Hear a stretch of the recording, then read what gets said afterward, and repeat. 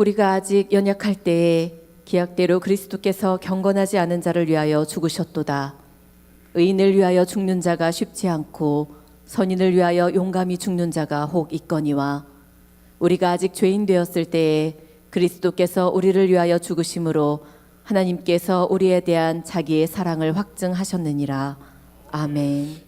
오늘 말씀은 로마서 5장의 말씀입니다. 로마서 5장.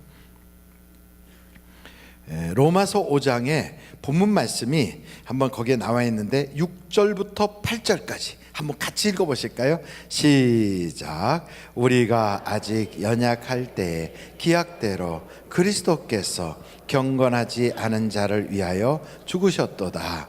의인을 위하여 죽는 자가 쉽지 않고 선인을 위하여 용감히 죽는 자가 혹 있거니와 우리가 아직 죄인 되었을 때에 그리스도께서 우리를 위하여 죽으심으로 하나님께서 우리에 대한 자기의 사랑을 확증하셨느니라. 아멘. 확증하셨다는 말은 데몬스트레이션 하셨다. 우리에게 막 그 피켓 들고 내가 널 이렇게 사랑해 막 그렇게 보여줬다는 거예요. 보증하셨다 뭐 이렇게 표현될 수 있어요. 근데 하나님의 사랑이 얼만큼 크신지, 그 사랑이 얼마나 깊은지를 우리에게 보여주는데 그 첫째가 그거예요. 여기 오늘 말씀해 보니까 우리가 아직 연약할 때에 사랑했다는 거예요. 이 연약하다는 이 표현은 사실은 아무 소망이 없을 때 바로 그런 거예요. 도울 사람도 없고 기대할 것도 없고 아무것도 없을 때.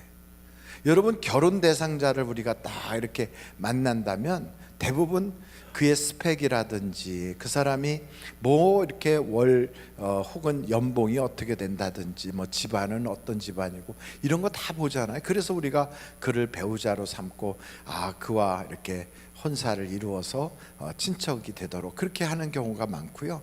회사에서 사람을 쓸 때에도 그 사람의 이력서를 봐요.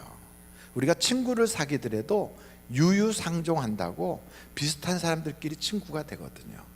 그런데 이렇게 연약하다는 말은 정말 아무것도 없고 아무런 기대할 것도 없는 소망이 없는 사람, 소원, 아무런 미래에 대한 기대치가 없는 사람을 바로 이 연약하다. 그래서 원어로 보면 아스테논이라고 하는 그리스어로 써 있거든요. 근데 이 말은 여러분 옛날 학교 다닐 때 학적부에 보면 아무개는 오영택이는 주의가 산만하고 그리고 의지가 박약하며 그리고 무슨 결정을 하든지 혼자 하는 능력이 부족하고 이를 실행하면 결과를 보는 법이 없다. 이런 사람이 있으면 여러분 그 사람 성공하겠습니까? 못하겠습니까? 힘들지요. 아주 그런 생활 기록부를 보면 선생님이 나를 어지간히 싫어했구나 이런 걸 알 수 있잖아요. 거기에 그렇게 생활 기록부를 썼다면 대부분 아마 친구도 없고 그럴지도 몰라요. 하여간 거기에 보면 공부 시간에 주의 산만하고 그리고 그냥 의지는 박약해서 뭔가 결심해도 하루도 안 가서 금방 변하고 그리고 뭐에 집중할 수도 없고 일을 시작도 못하고 끝내지도 못하고 혼자서는 아무것도 할 수 없는 무기력한 사람, 이런 사람을 연약한 사람, 바로 그렇게 성경은 표현하고 있어요. 여러분, 이렇게 연약한 사람인데도 하나님이 그를 사랑하셨다는 거예요. 그러니까 아무 기댈 거리가 없는데도 누구도 도와줄 사람 없는데 그를 위해서 어느 정도로 사랑했냐면 목숨을 내놓을 만큼 사랑했다는 거예요. 그러니까 성경에 보면 이런 인물이 아마 그런 사람이 아닐까 싶어요. 군대 귀신 들린 거라사인에 있었던 사람. 한번 여러분 성경을 보실까요? 마가복음 5장 1절서부터 한번 보시도록 하겠습니다. 마가복음 5장 1절서부터. 예수께서 바다 건너편 거라사인의 지방에 이르러 배에서 나오심에 곧 더러운 귀신 들린 사람이 무덤 사이에서 나와 예수를 만나니라. 그러니까 이 사람은 더러운 귀신이 들렸어요. 그래서 이 사람은 어떤가 보니까 4절에 한번 같이 읽어보실까요? 3절부터 보겠어요. 3절 다 같이 읽겠습니다. 시작. 그 사람은 무덤 사이에 거처 하는데 이제는 아무도 쇠사슬로도 맬 수 없게 되었으니 이는 여러 번 고랑과 쇠사슬에 매었어도 쇠사슬을 끊고 고랑을 깨뜨렸음이로라. 그리하여 아무도 그를 제어할 힘이 없는지라 밤낮 무덤 사이에서나 산에서나 늘 소리 지르며 돌로 자기의 몸을 해치고 있었더라. 이런 사람이에요. 이 사람은 자기의 의지를 가지고 아무것도 할 수 없어요. 밤낮으로 막 자기의 몸을 돌로 찢고 막 벽돌로 찢고 이러면서 다니면서 와 하고 소리를 질러요. 그 사람 소리 지르는 걸 보면 동네 사람들이 정신이 사나워, 무서워요. 무덤 사이에서 그러고 막 동네방네 막 산 있고 이런 데를 막 헤매고 다니면서 그래요. 여러분, 이 사람을 그래도 밥을 제공하고 먹을 걸 갖다 주고 그러려니까 어느 한 곳에 있어야 가서 먹을 걸 주지 않겠어요? 그러니까 어디 가지 말라고 거기다 이렇게 묶어놨나 봐요. 그런데도 그걸 그냥 쇠고랑이를 딱 끊는 거예요. 그러고서는 막 돌아다니는 거예요. 이런 사람은 정말 동네 사람들도 어찌할 수 없고 누구도 도와줄 수 없는, 전혀 미래가 없는 그런 사람 아닙니까? 옛날 제가 어린 시절에 원로 목사님이신 오자 관자 석자 목사님께서 목회를 하셨던 교회가 있어요. 충청남도 공주군 정안면 인풍리 태성침례교회. 그 교회는 참 기도를 많이 하는 기도용사들도 계셨고요, 많은 그런 그 기적들이 있었어요. 근데 그 교회에 그런 많은 기적들이 나타나고 하나님의 역사가 강하게 나타나니까 귀신 들린 사람, 미친 사람들, 정신병자들을 치료해 달라고 가족들이 이렇게 데려오는 거예요. 그러면 가족들이 그 귀신 들린 사람이나 이렇게 된 사람을 모시고 오면 바로 원로 목사님이 그들을 만날 수 있었던 게 아니고요, 부흥 집회를 가시니까 월요일 날 가셨다가 그 당시에는 토요일 날 끝나서 오시거든요. 그 일주일 동안 거기에 이렇게 둬야 돼요. 어떤 경우는 뭐 수요일 날 오신 분들은 토요일 될 때까지, 원로 목사님 오실 때까지 거기다 이렇게 좀 지키고 있어야 되거든요. 근데 사람이 옆에 지키고 있어도요, 그 사람을 제어할 수가 없어요. 귀신 들린 사람이 조그맣게 생긴 여자라도 남자들 청년들이 딱 붙어도요, 확 그러면 서너 명이 그냥 퍽 하고 나가 떨어져요. 아주 기운이, 이건 뭐 초인적인 기운이 나는 거예요. 그래서 그를 어떻게 제어할 수가 없으니까 교회 앞 안에 그 한쪽에 그 밑으로 한 2층 깊이만큼을 깊이를 꼭 이렇게 파가지고요, 거기를 아주 이렇게 시멘트 콘크리트도 잘 해가지고 거기다가 그 귀신 들린 분들을 거기 계시도록 보관을 했거든요. 보관이라면 좀 이상하죠, 사람을. 그러니까 거기다가 이렇게 모셨거든요. 근데 모시고 그분들이 이제 거기 내려가도록 이렇게 해서 가족들과 함께 내려간 다음에 도망가지 못하게, 막 귀신 들린 사람 막 도망가고 그러니까 어떻게 제어할 수가 없으니까 사다리를 탁 올려버려요. 그럼 이제 누가 그 안에 있어도 못 나오거든요. 그래서 이제 식사 때만 사다리 내리고 와서 식사 제공하고 그 옆에 화장실 이렇게 모시고 갔다가 또 이렇게 거기 앉아 계시게 하고 이불도 있고 그렇지만, 그리고 또 사다리 치우고. 근데 이상한 거는요, 그렇게 사다리를 치웠는데 도망을 가요. 그게 2층 높이보다 더한데도 도저히 그냥은 올라올 수가 없어요. 그런데 도망가서 나중에 잡아가지고 다시 막 찾아서 잡아서 오잖아요. 그러면 어떻게 도망갔냐고 물어보면 누가 사다리를 내려줬대요. 그거 신기하지 않아요? 이런 사람들 막 그렇게 와서 거기서 이제 또 막 기도용사들이 기도하면서 귀신을 쫓아내고. 그러니까 저는 어렸을 때 하여간 영화보다 더 영화 같은 일들이 많았어요. 근데 그런 분들은 누가 어떻게 할 수가 없어요. 근데 이 귀신 들린 사람 막 자기를 학대하고 소리를 고래고래 지르고 옷을 벗고 다니고, 누구도 어떻게 할 수 없는 참 불쌍한 사람인데, 이런 사람을 위해서도 예수님이 만나러 가신 거예요. 그걸 그냥 만나러 간 게 아니라 이렇게 그 어려운 사람을 돕기 위해서 가면요, 마귀가 방해가 많아요. 우리도 누구를 전도하려고 하다 보면 그 마귀가 전도하지 못하게 얼마나 방해하는지, 그 가지 못할 형편이 생기게 하고, 막상 가도 그 사람이 뭔가 막 바쁘게 만들고, 또 그 사람이 자리에 없게도 되고, 교회 오시라 그러면 똑같이 약속을 따고 손목까지 걸었는데도 나중에 보면 아주 급한 일이 생겨서 못 오거나 깜빡 잊어버리고 깊이 잠들거나 그 전날 술 먹고 못 일어났거나 막 이런 일이 생겨요. 그러니까 여기를 가실 때도 예수님이 타고 가시는 그 배가 막 풍랑을 만나서 엄청 고생을 하고 가셨거든요. 그러고 가셨는데 이렇게 연약한 사람 만나러 간 거예요. 그런데 이분의 가치를 주님이 어떻게 인정하시는가? 여기 한번 그 보실까요? 6절 한번 보겠어요. 6절. 그가 멀리서 예수를 보고 달려와 절하며 큰 소리로 부르짖어 이르되 지극히 높으신 하나님의 아들 예수여, 나와 당신이 무슨 상관이 있나이까? 원하건대 하나님 앞에 맹세하고 나를 괴롭히지 마소서. 그러니까 벌써 예수님이 이름도 얘기하지 않고 아직 통성명도 안 했는데 그 귀신이 귀신같이 알아봐요. 예수님이라고 벌써 알아보고 남들은 모르는 하나님의 아들인 것까지 알아봐요. 이렇게 귀신같이 알아보는 거지요. 그랬더니 예수님이 그에게 이렇게 말씀하신 거예요. 8절 우리 한번 다 같이 읽어보실까요? 시작. 이는 예수께서 이미 그에게 이르시기를 더러운 귀신아 그 사람에게서 나오라 하셨음이라.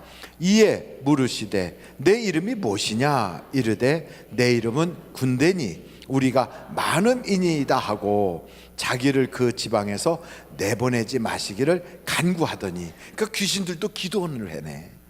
그리고 또 이 귀신들이 예수님이 그 이름을 모를까요? 워낙에 많아갖고 이름을 대지 않고 너 누구냐? 그랬더니 사람이 이 속에 귀신이 많아서 군대라고 그래. 군대.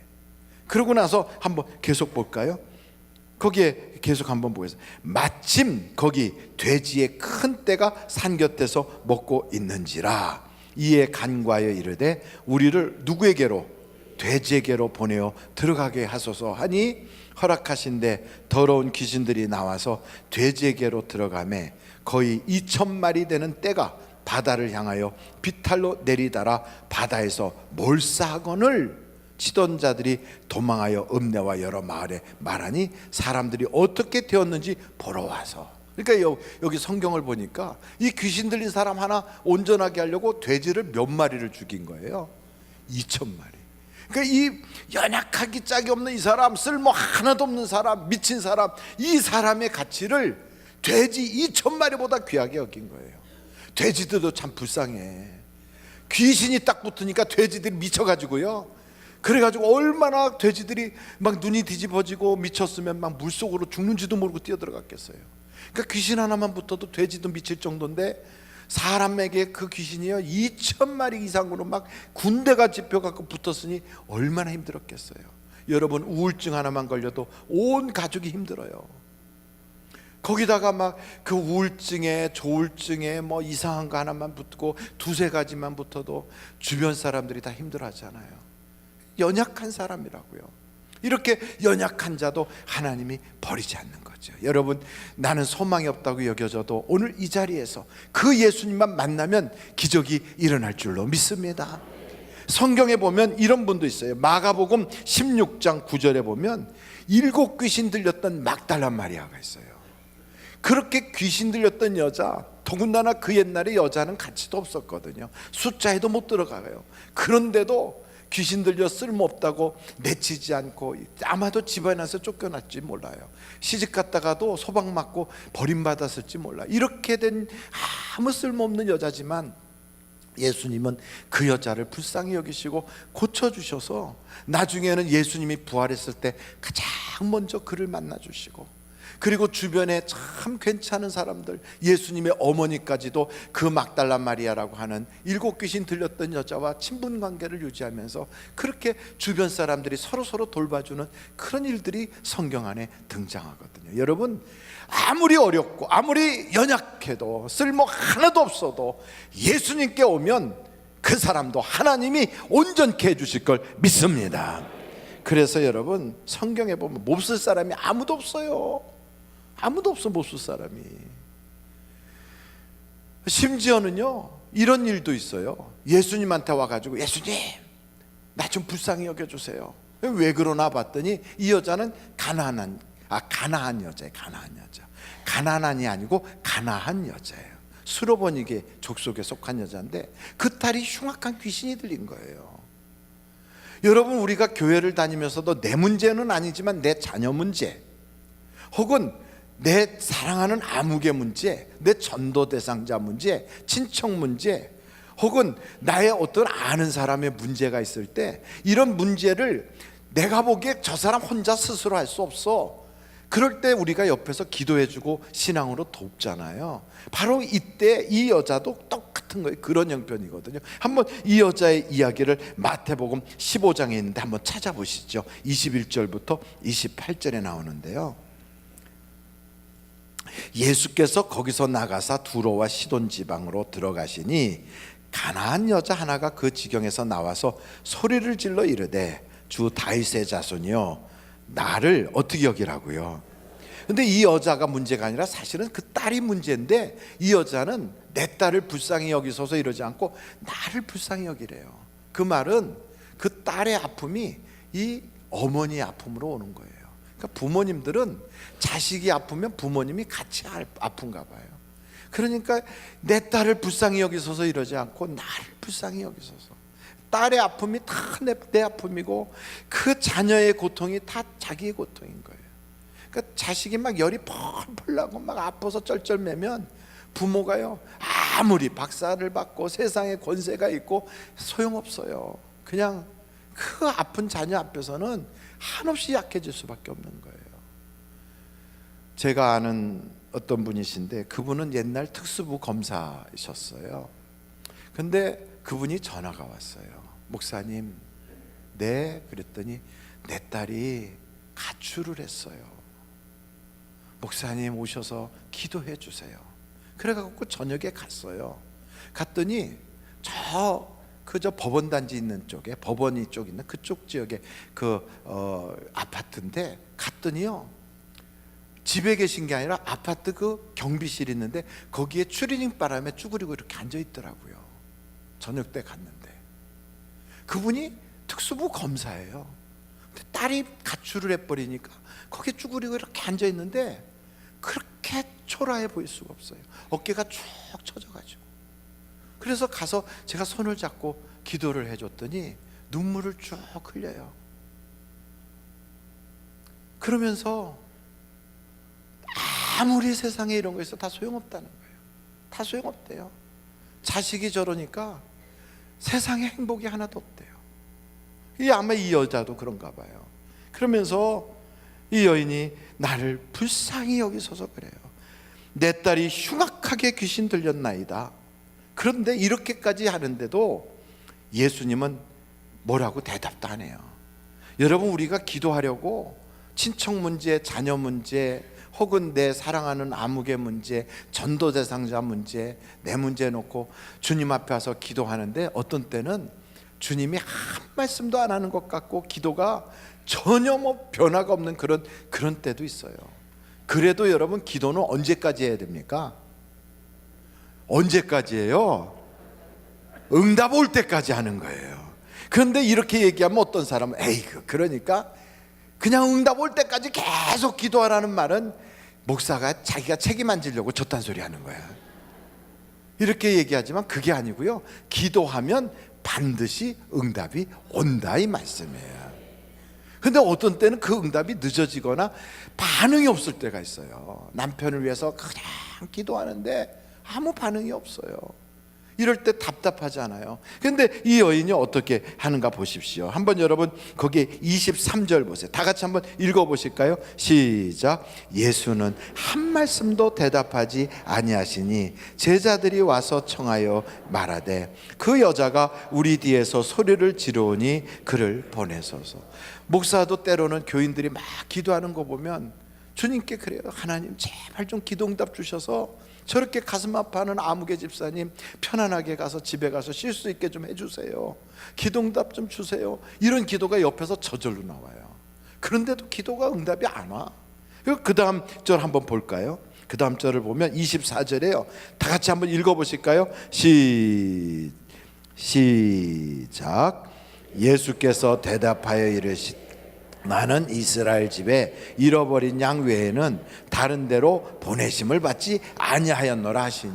참, 주님이 이거 사람 상처받게 하는 얘기예요. 이스라엘 사람 외에는 내가 도와주지 않겠다. 그럼 여기 도움 받을 사람이 누가 있어요? 여기 이스라엘 사람 있으면 손 들어보세요. 없어요. 그 말은 주님이 나 아무도 유대인 아니면 이스라엘 사람 아니면 나는 아무도 도와주지 않을 거야, 뭐 이렇게 주님이 갑자기 어깃장 놓는 것 같잖아요. 이런 말을 딱 하시면 이 말 듣고 상처받지 않을 사람이 누가 있겠어요? 그런데 이런 말을 딱 들을 때 그 여자가 가서 뭐라고 하는가 보실까요? 25절 한번 보세요. 다 같이 읽어보실까요? 시작. 여자가 와서 예수께 절하며 이르되 주여 저를 도우소서. 그랬더니 예수님이 한 수 더 떠요.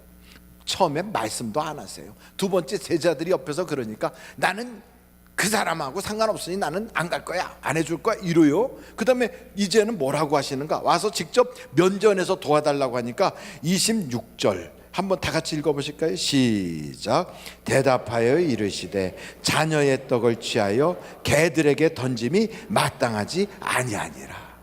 여러분, 교회에 기도하러 갔는데 기도하는데 응답은커녕 사람 때문에 상처받을 수도 있어요.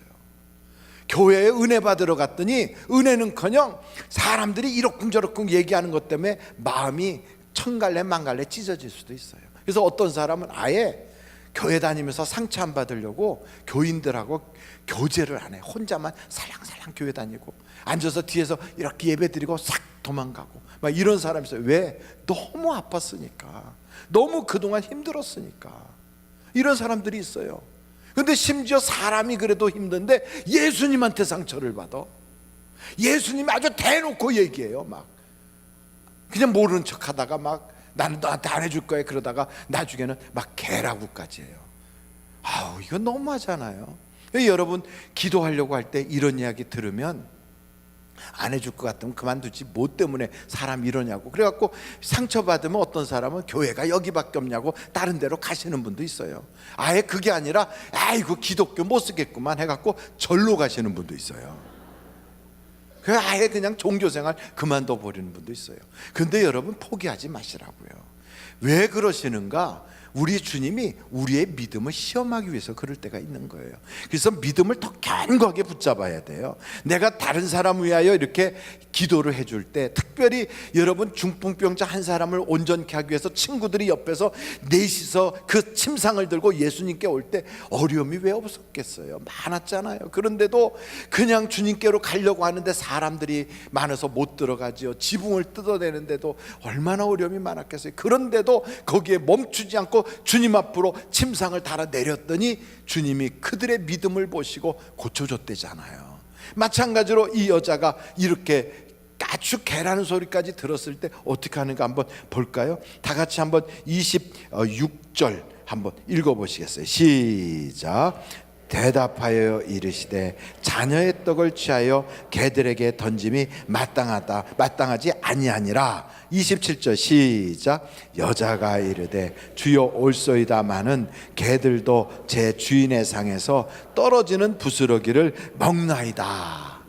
야, 이 여자 받아치는 능력이 대단해요.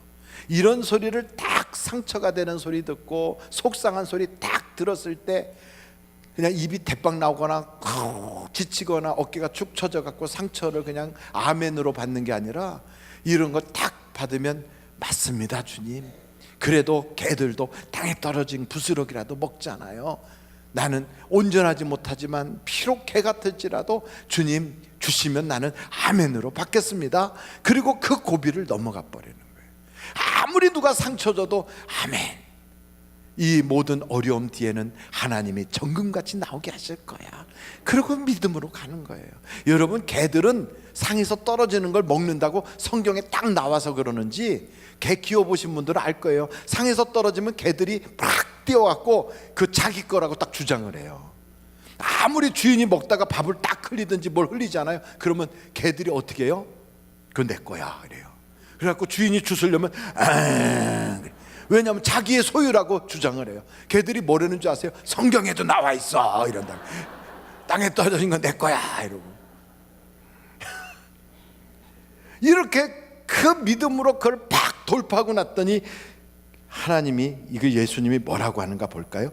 28절 우리 한번 다 같이 읽겠습니다. 시작. 이에 예수께서 대답하여 이르시되 여자여 내 믿음이 크도다, 내 소원대로 되리라 하시니 그때로부터 그의 딸이 나으니라. 아멘. 자식이 너무 연약해서 혼자 교회 못 와. 내가 봐도 사람 구실하기 힘들게 생겼어. 어떻게 해야 돼요? 아무리 어렵고 절망스러워도 하나님께 기도하면, 주님이 만나 주시면 기적이 일어나는 거예요. 여자여, 내 믿음이 크도다. 믿음을 보이는 거지요. 여러분, 우리 주님은 그 믿음을 보시고 역사를 하시니까, 그래서 믿음을 보일 수 있기를 간절히 바랍니다. 그 주님 만나는 가장 최적기가 언제냐? 예배 드릴 때예요. 예배 드릴 때 영과 진리로 예배하면 우리 주님이 만나 주시거든요. 바로 이 시간에 우리 주님을 만날 줄로 믿습니다. 사람을 만나면 역사가 일어나고 하나님을 만나면 기적이 일어나는 거예요. 그래서 오늘도 여러분, 목사 얼굴만 보고 가지 마시고, 앞에 있는 사람하고 악수만 하고 가지 마시고, 예수님을 만나는 기가 막힌 축복의 시간이 되시기를 간절히 바랍니다. 성경을 쭉 보다 보면 이렇게 연약한 사람들이 얼마나 많은지, 돈 없어서 연약해요, 귀신 들려서 연약해요, 병 들어서 연약해요, 소망 없어 연약해요. 38년 동안 병석에 누워가지고 절절매는 그 베데스다에 있었던 그 사람, 얼마나 연약해. 그런데도 주님이 그를 만나러 가요. 바디메오 같은 경우에는 맹인인데다가 거지예요. 자기 이름도 없어. 바디메오가 이름인 줄 알지만 그건 디메오의 아들이란 뜻이거든. 아버지의 이름은 있는데 그 자녀는 이름으로 불려지지도 않아요. 이런 사람인데도, 그렇게 연약한데도 주님이 그를 만나 주시니까 눈도 뜨고 그의 인생이 성경에 기록되잖아요. 여러분, 예수만 만나면 기적이 일어나는 걸 믿으시기 바랍니다. 그래서 이 성경 로마서 5장에 나오는 것은 이게 복음의 핵심이거든요. 이 복음의 핵심이 뭐냐? 아무리 연약해도 우리 주님은 그를 사랑하신다는 거예요. 여러분, 예수님의 사랑을 여러분이 못 받을 이유가 없습니다. 아이고 목사님, 그래도요, 나는 연약한 건 아니지만 죄가 많아서, 나는 그렇게 교회에 업적을 쌓거나 남들 하는 만큼 못해가지고, 나는 겨우 그냥 교회 와가지고 예배만 드리고 그냥 가는 사람이라, 나 같은 거에게도 하나님이 뭔가 특별한 뭔가 있을까요? 근데 그 다음에 성경 구절을 여러분 한번 보실까요? 로마서 5장 6절인데요 로마서 5장 6절을 다시 한번 읽어보시면 참 좋겠어요. 같이 한번 읽겠습니다. 시작. 기약대로 그리스도께서 경건하지 않은 자를 위하여 죽으셨도다. 그래요, 경건하지 않은 자를 위해서 생명을 주셨다는 거예요. 그래서 경건하지 않은 자, 이 말은 다른 말로 말하면 거룩하지 않은 자. 남들이 볼 때도 이 사람 아이고 사는 게 왜 저렇게 살아? 막 사는구만, 이런 생각이 들 만큼 죄가 많은 사람, 어디 내놓기가 두려울 만큼 참 그저 삶이 남들에게 해가 되는 사람, 이런 사람을 성경은 경건하지 못한 사람 이렇게 표현하고 있거든요. 이런 사람이 누굴까? 탕자 같은 사람이에요. 아버지 재산 날려먹고 창기들과 놀아나고. 그런데도 그런 탕자도 하나님이 그러시잖아요. 만나 주신다고. 여러분, 우리는 종종 이런 생각하거든요. 그러면 동성애자는 주님이 만나실까? 양성애자는 만나실까? 혹은 트랜스젠더는 만나실까? 이런 생각을 해요.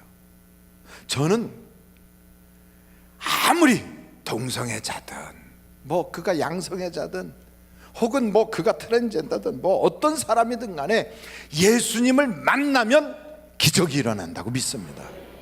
그래서 교회를 오려고 하는데 여긴 동성애자는 못 옵니다, 동성애 아웃, 이렇게 하면 안 된다는 거예요. 왜 예수님을 만날 기회조차 안 줍니까? 저 옛날 인종차별이 있었던 미국에서 백인교회 앞에 유색인종은 출입금지 이렇게 써서 붙여놨다는 거예요. 여러분, 그 교회가 정상적인 교회일까요? 비정상적인 교회일까요? 그래서 어느 흑인이 가려고 그랬더니 여기는 유색인종은 못 들어옵니다. 그랬더니 밖에서 울고 있었대요. 주일날 예배 시간인데 못 들어가서. 그랬더니 어떤 분이 오셔서 어깨를 툭툭 치면서 걱정하지 마라, 나도 못 들어갔다 그러더래요. 그래서 누구신가 봤더니 예수님이시더래요. 예수님도 거기 유색인종이라고 못 들어갔대잖아요. 그러니 여러분 생각해 보세요. 이 사람 못 들어와, 이 사람은 안 돼, 저 사람은 뭐가 부족해서 안 돼. 교회에서 만약에 그러면서 가려가지고 너만 들어와라 이렇게 해놨다가 하면 여러분 예수님이 그거 기뻐하시겠어요? 예수님을 만나면 해결되지 못할 죄인이 아무도 없어요. 동성애자도 양성애자도, 그가 뭐 트랜스젠더도, 그 사람이 뭐 성전환 수술했던 상관없이 그래도 예수를 만나면 구원받을 수 있는 거예요. 그런 예수님을 만났는데도 구원을 받지 못했다면 저 같은 사람도 구원 못 받아요. 예수님의 능력과 그 사랑은 우리의 어떤 죄와 어떤 허물을 초월해서 역사하실 수 있다는 걸 저는 믿습니다. 그러면 목사님 왜 교인들이 밖에 나가서 동성애 아웃 그런 거 하고 왜 데모하지요? 왜 그런 법을 만들려고 하니까 그런 법은 안 되지만 그런 사람이야 예수를 만나야 되지요. 제가 아는 어떤 자매는 수염이 난 자매예요. 이렇게 수염이. 그 자매의 꿈이 있다면 주민등록 뒷번호에 2번이 1번이 되는 것이 꿈이에요. 그래서 돈을 꼬박꼬박 모아가지고 그래서 성전환 수술하려고 그걸 기대하는 거예요. 그래서 지금은 호르몬 주사를 맞으면서 그러면서 남자같이 사는 거예요. 그래서 사람들 틈바구니에서 모든 사람이 그가 남자인 줄 알았던 거예요. 가슴이 없는 자매, 수염난 자매로 그렇게 살아가는데 그가 여자일 거라는 건 상상을 못하는 거죠.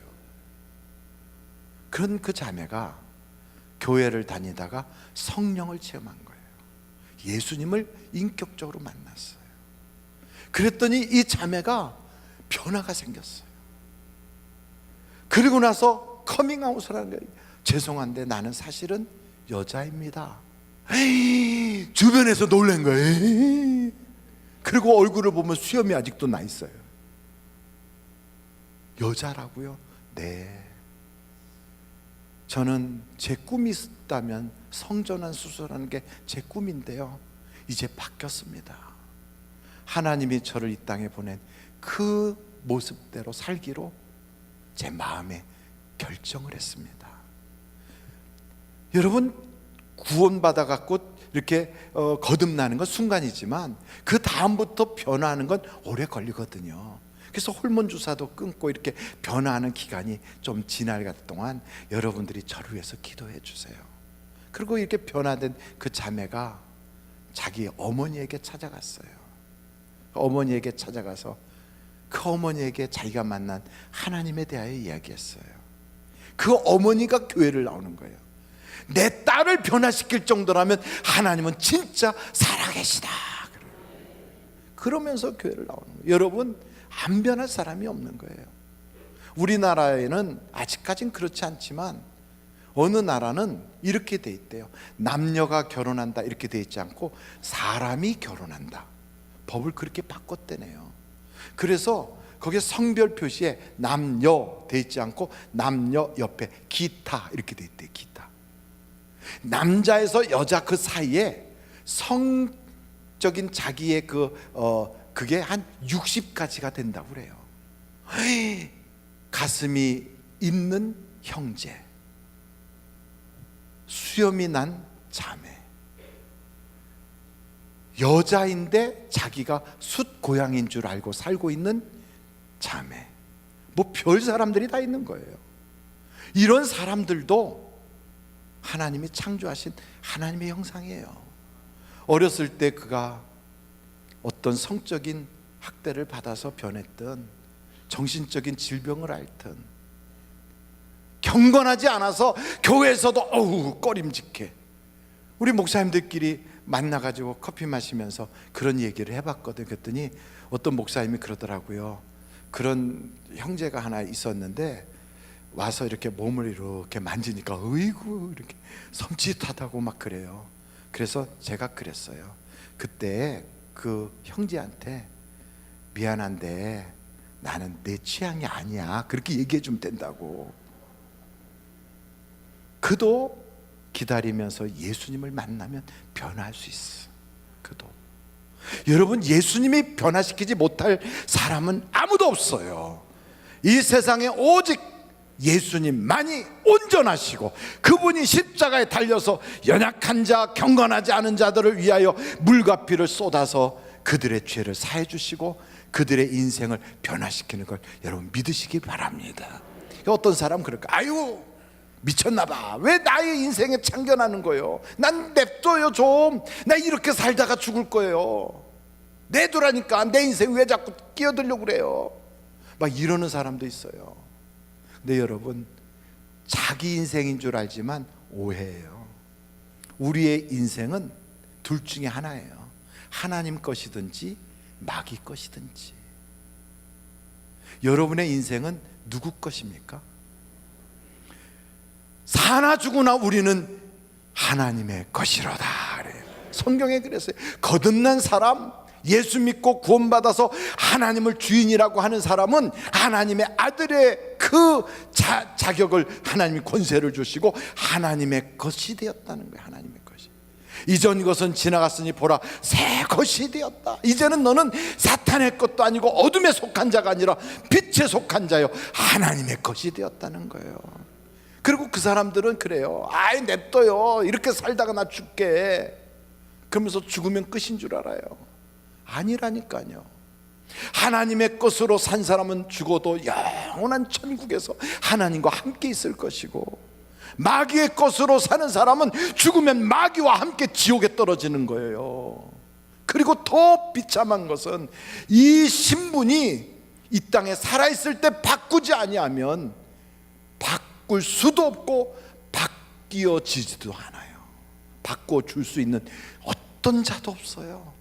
우리가 이 세상에 있는 동안에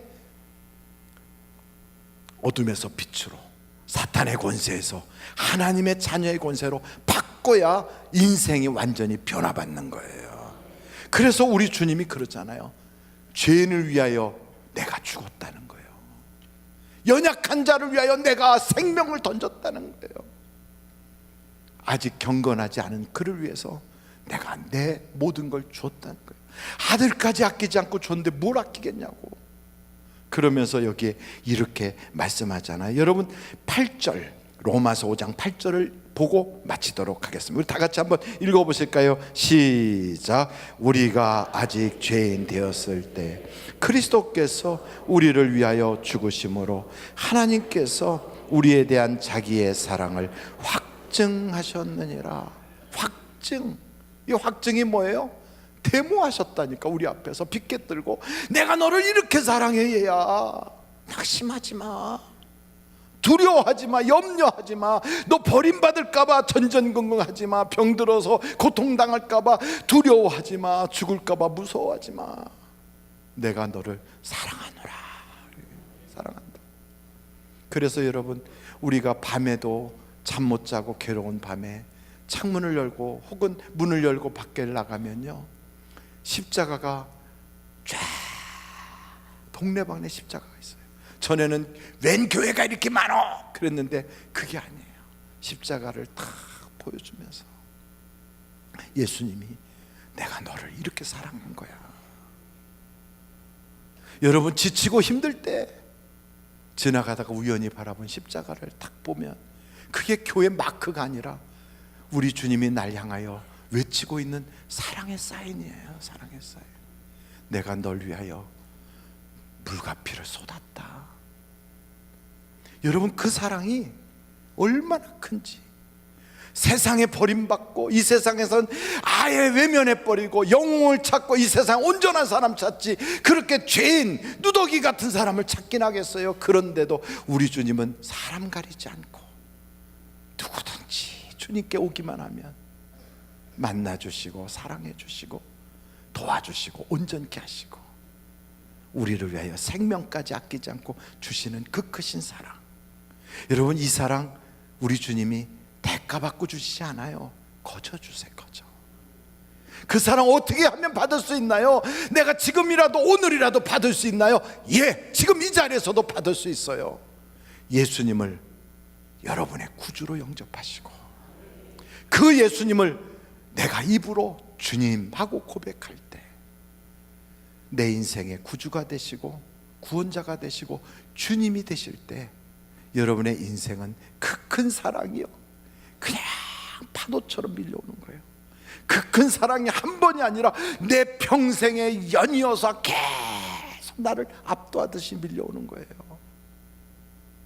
그 크신 하나님의 사랑 얼마나 큰지, 하늘을 두루마리 삼고 바다를 먹물 삼아 써도 다 쓸 수 없을 만큼 크신 사랑이라는 거예요. 이 사랑을 여러분 오늘 거저 받으십시오. 그리고 돈 때문에 고민하고 자녀 때문에 힘들어하고 세상에 어떤 것 때문에 염려해도요, 그 염려보다 더 크신 주님의 사랑과 능력으로 해결받을 수 있다는 그 해결의 길이 내게 쫙 열려지는 놀라운 약속을 오늘 받아서 여러분의 인생을 행복하게 잔칫집으로 만들어가는 축복의 사람이 되시기를 주님의 이름으로 축원합니다. 우리 한번